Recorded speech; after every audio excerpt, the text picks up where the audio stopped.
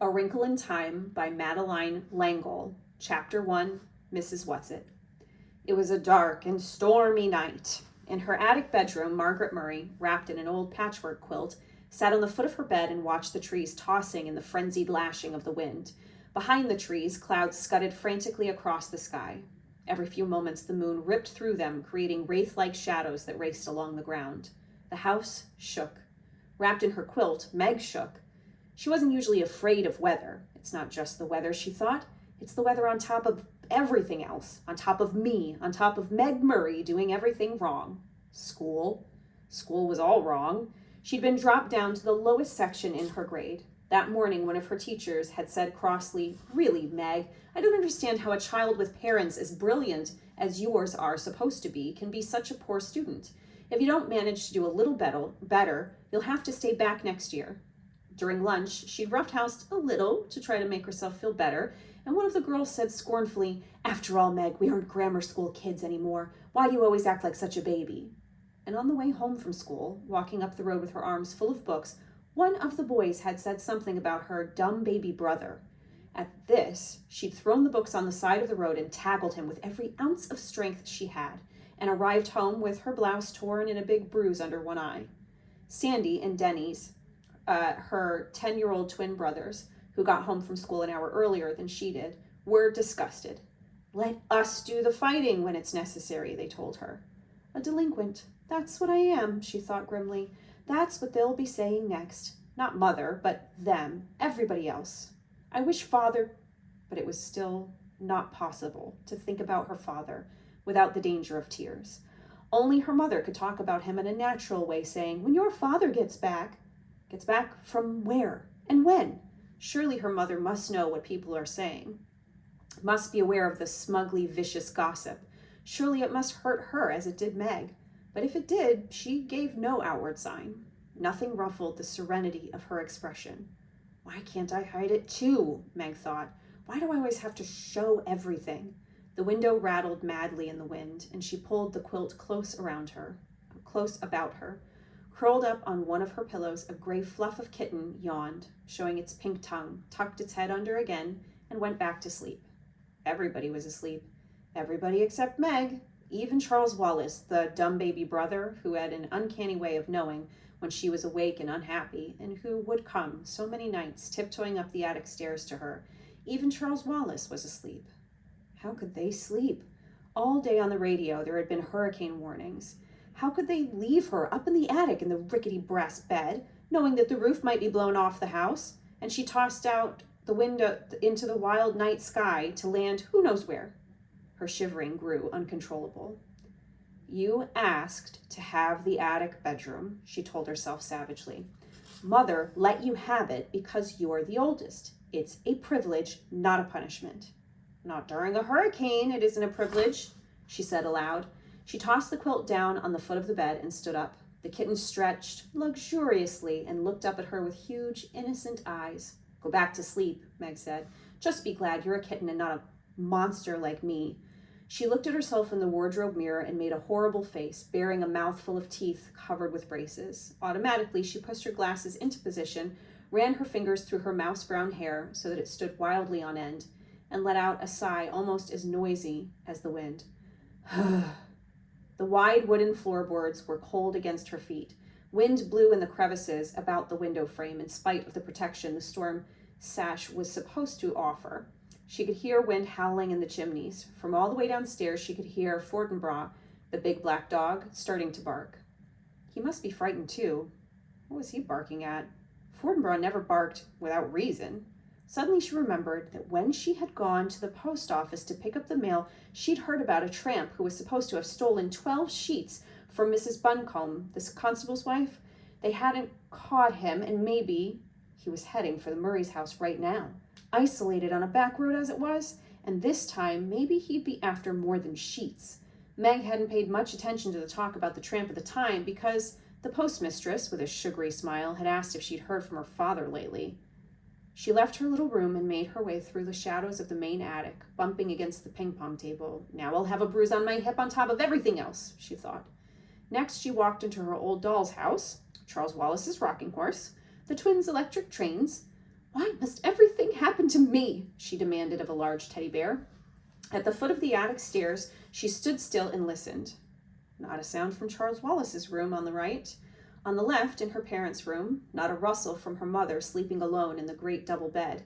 She tiptoed down the hall and into the twins' room, pushing again at her glasses as though they could help her to see better in the dark. Denny's was snoring. Sandy murmured something about baseball and subsided.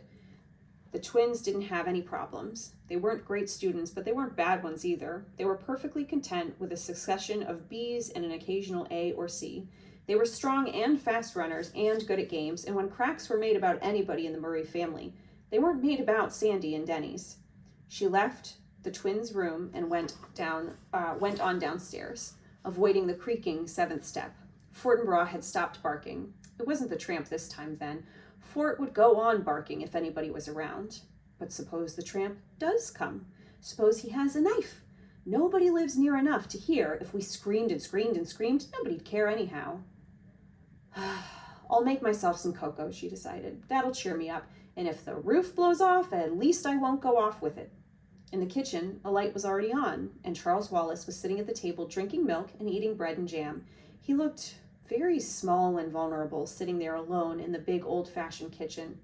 A blond little boy in faded blue Dr. Denton's, his feet swinging a good 6 inches above the floor. Hi, he said cheerfully. I've been waiting for you. From under the table, there was where he was lying at Charles Wallace's feet, hoping for a crumb or two. Fortinbras raised his slender, dark head in greeting to Meg, and his tail thumped against the floor. Fortinbras had arrived on their doorstep, a half-grown puppy, scrawny and abandoned, one winter night. He was, Meg's father had decided, part a Linwell setter and part greyhound, and he had a slender, dark beauty that was all his own. Why didn't you come up to the attic? Meg asked her brother, speaking as though he were at least her own age. I've been scared stiff. Too windy up in that attic of yours, the little boy said. I knew you'd be down. I put some milk on the stove for you. It ought to be hot by now. How did Charles Wallace always know about her? How could he always tell?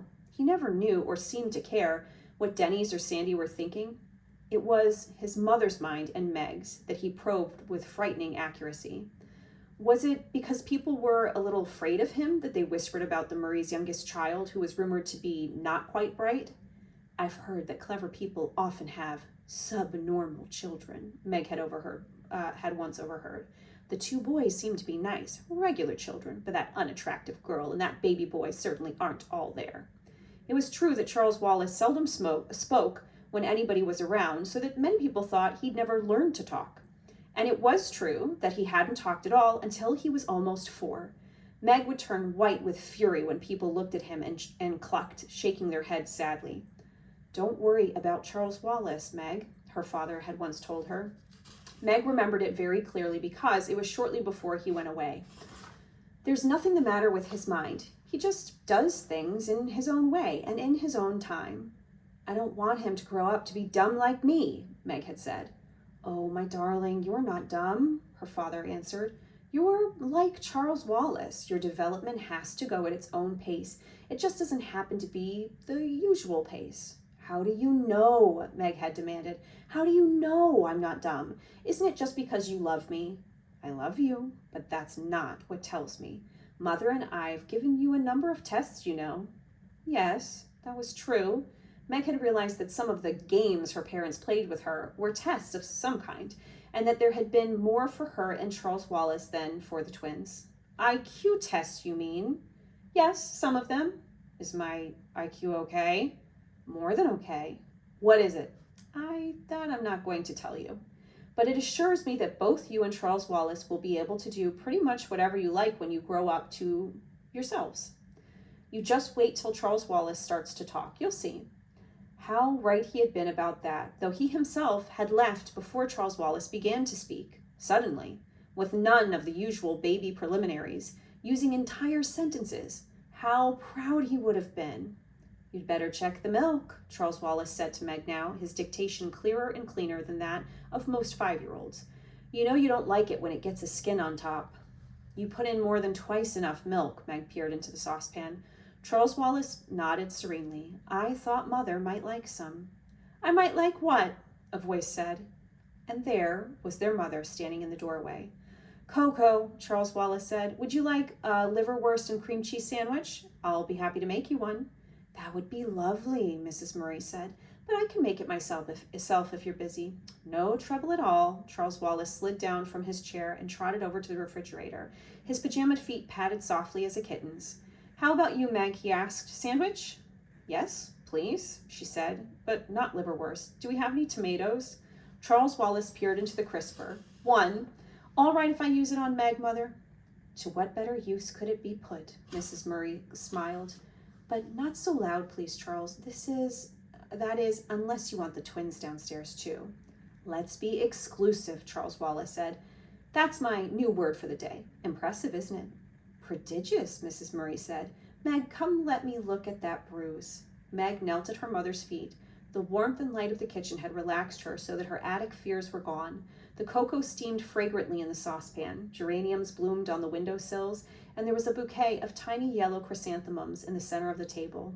The curtains, red with a blue and green geometrical pattern, were drawn and seemed to reflect their cheerfulness throughout the room.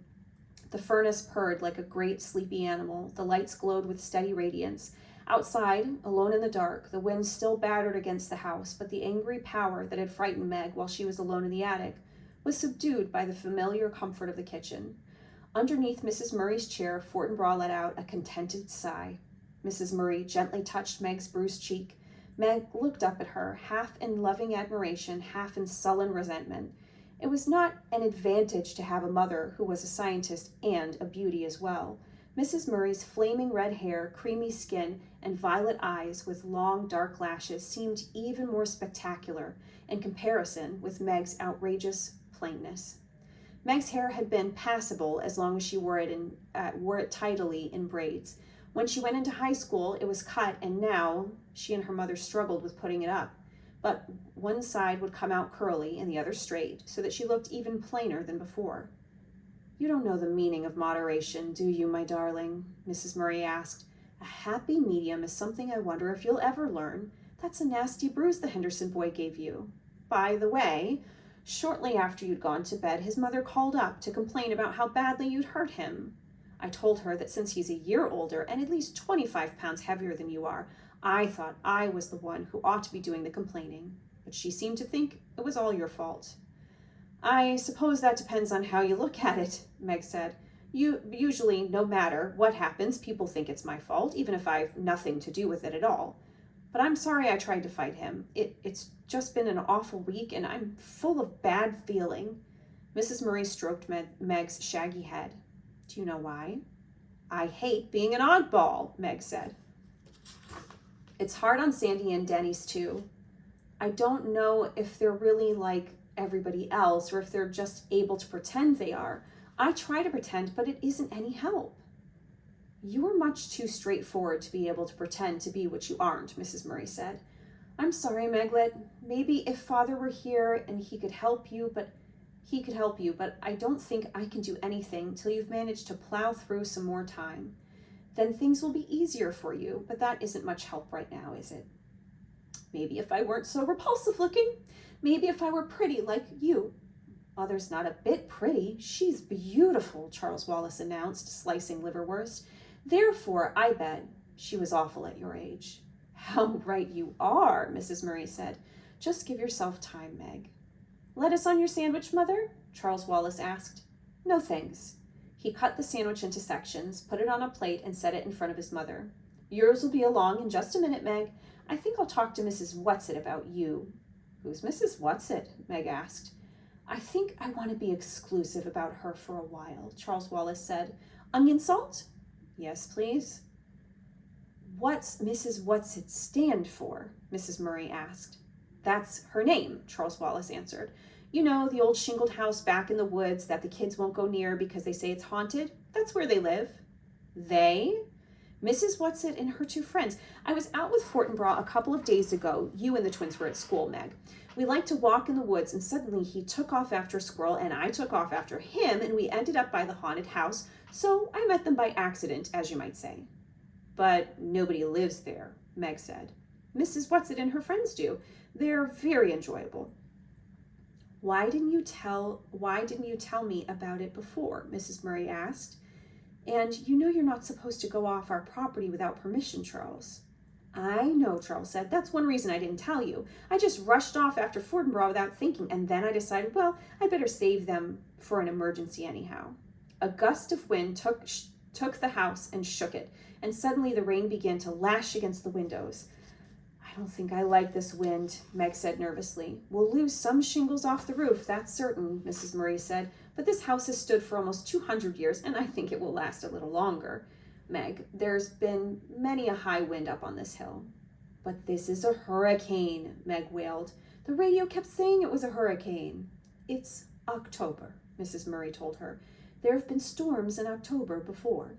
As Charles Wallace gave Meg her sandwich, Fortinbras came out from under the table. He gave a long, low growl, and they could see the dark fur slowly rising on his back. Meg felt her own skin prickle. What's wrong? She asked anxiously. Fortinbras stared at the door that opened into Mrs. Murray's laboratory, which was in an old stone dairy right off the kitchen. Beyond the lab, a pantry led outdoors, though Mrs. Murray had done her best to train the family to come into the house through the garage door or the front door and not through her lab. But it was the lab door and not the garage door toward which Fortinbras was growling. You didn't leave any nasty-smelling chemicals cooking over a Bunsen burner, did you, Mother? Charles Wallace asked. Mrs. Murray stood up. No, but I think I'd better go see what's upsetting Fort anyhow. It's the tramp. I'm sure it's the tramp, Meg said nervously. What tramp? Charles Wallace asked.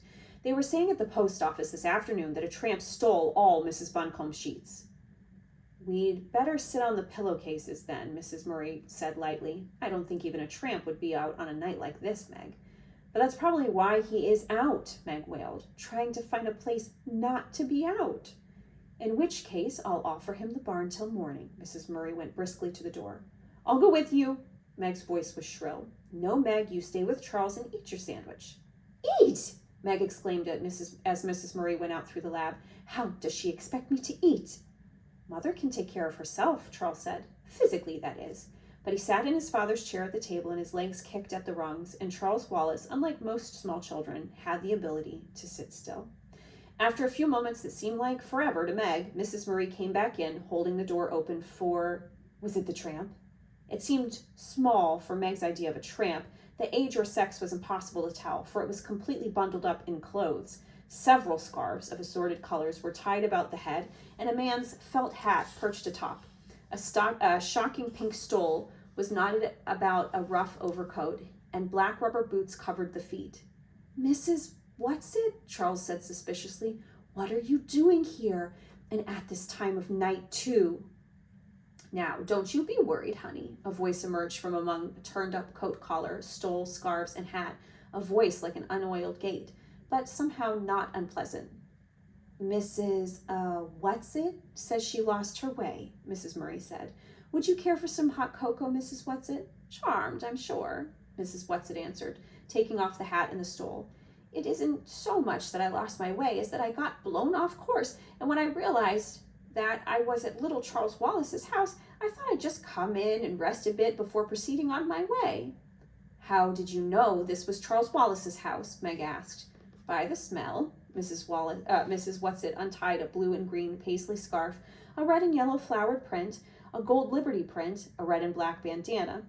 Under all this, a sparse quantity of grayish hair was tied in a small but tidy knot on the top of her head.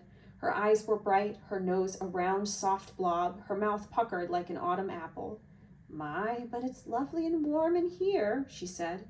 Do sit down, Mrs. Murray indicated a chair. Would you like a sandwich, Mrs. Whatsit? I've had liverwurst and cream cheese, Charles has had bread and jam, and Meg lettuce and tomato. Now, let me see, Mrs. Whatsit pondered. I'm passionately fond of Russian caviar. You peaked, Charles cried indignantly. We are saving that for Mother's birthday, and you can't have any. Mrs. Whatsit gave a deep, pathetic sigh. Oh. No, Charles said. Now you mustn't give in to her, Mother, or I shall be very angry. How about tuna fish salad? All right, Mrs. Whatsit said meekly. I'll fix it, Meg offered, going to the pantry for a can of tuna fish. For crying out loud, she thought, this old woman comes barging in on us in the middle of the night, and Mother takes it as though there weren't anything peculiar about it at all. I'll bet she is the tramp. I'll bet she did steal those sheets, and she's certainly no one Charles Wallace ought to be friends with, especially when he won't even talk to ordinary people. I've only been in the neighborhood a short time, Mrs. Whatsit was saying as Meg switched off the pantry light and came back into the kitchen with the tuna fish, and I didn't think I was going to like the neighbors at all until dear little Charles came over with his dog.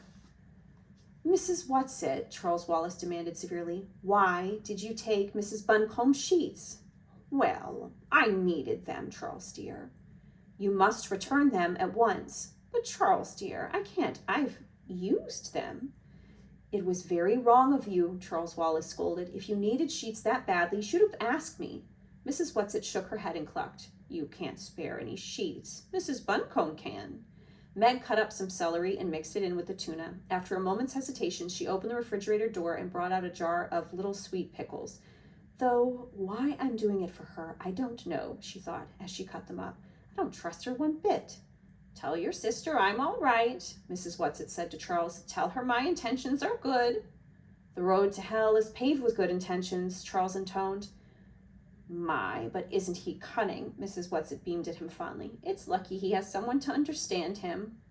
But I'm afraid he doesn't, Mrs. Murray said. None of us is quite up to Charles. But at least you aren't trying to squash him down, Mrs. Whatsit nodded her head vigorously. You're letting him be himself. Here's your sandwich, Meg said, bringing it to Mrs. Whatsit. Do you mind if I take off my boots before I eat? Mrs. Whatsit asked, picking up the sandwich nevertheless.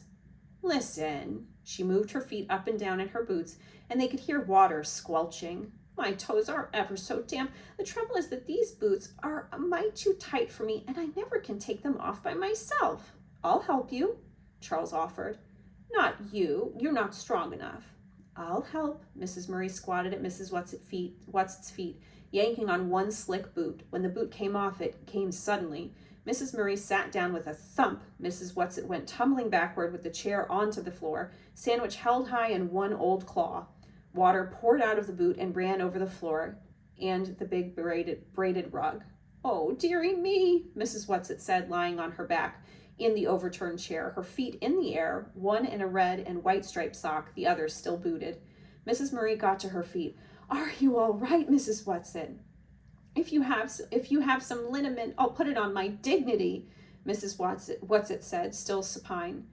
I think it's sprained. A little oil of cloves mixed well with garlic is rather good, and she took a large bite of sandwich. Do please get up, Charles said. I don't like to see you lying there that way. You're carrying things too far. Have you ever tried to get to your feet with a sprained dignity?